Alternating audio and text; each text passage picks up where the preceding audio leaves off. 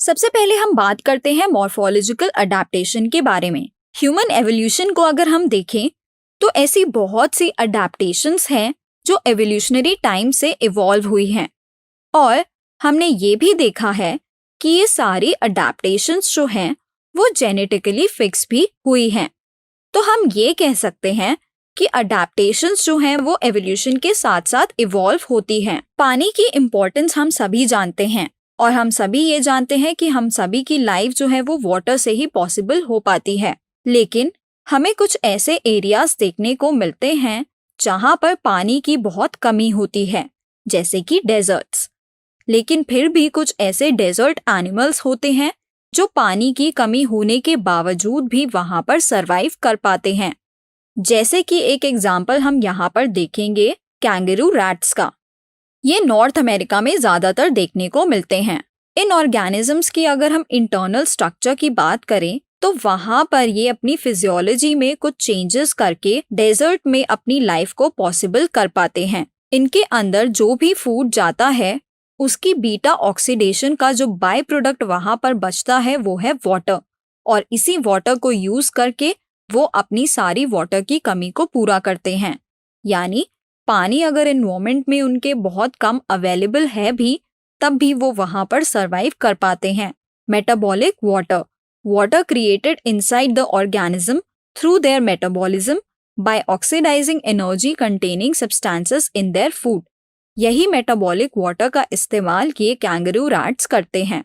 इसके अलावा kangaroo rats में एक और मैकेनिज्म देखने को मिलती है जहां पर वो अपने यूरिन को कॉन्सेंट्रेट कर लेते हैं, यानी पानी को वो वहां पर कम से कम एक्सक्रीट करते हैं ताकि वो पानी को अपनी बॉडी में अदर मेटाबॉलिक एक्टिविटीज के लिए यूटिलाइज कर सके। इसी तरह कुछ अडेप्टेशंस डेजर्ट प्लांट्स में भी देखने को मिलती हैं।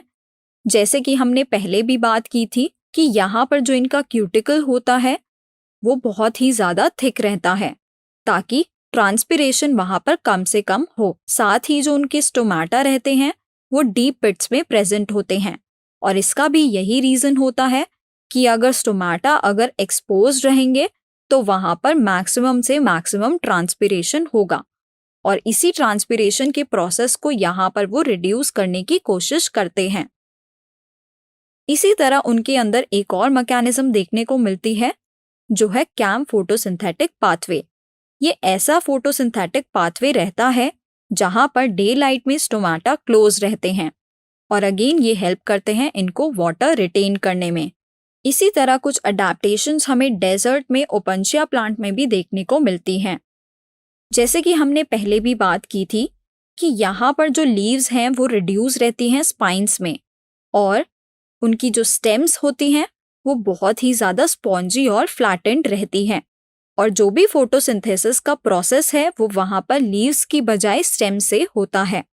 स्पाइन्स में रिड्यूस होने का एक ही रीज़न है कि वहाँ पर ट्रांसपिरेशन को कम से कम किया जाए ताकि वाटर उनकी बॉडी के अंदर ही रिटेन रहे। इसी तरह पोलर रीजन्स में भी हम अडेप्टेशंस देखते हैं।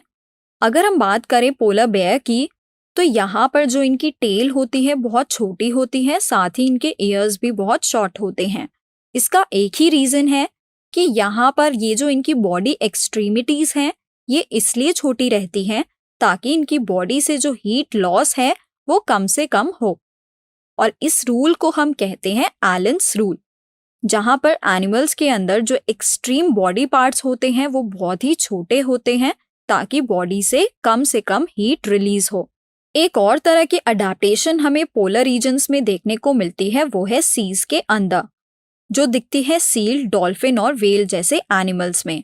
यहाँ पर इन सभी एनिमल्स की जो स्किन रहती है उसके जस्ट नीचे प्रेजेंट होती है एक फैटी लेयर जिसे हम कहते हैं ब्लबर, जो कि एक्ट करती है एक इंसुलेटर की तरह और इनकी बॉडी के हीट लॉस को वहां पर रिड्यूस करती है और साथ ही इन्हें वहां पर वार्मथ भी प्रोवाइड करती है।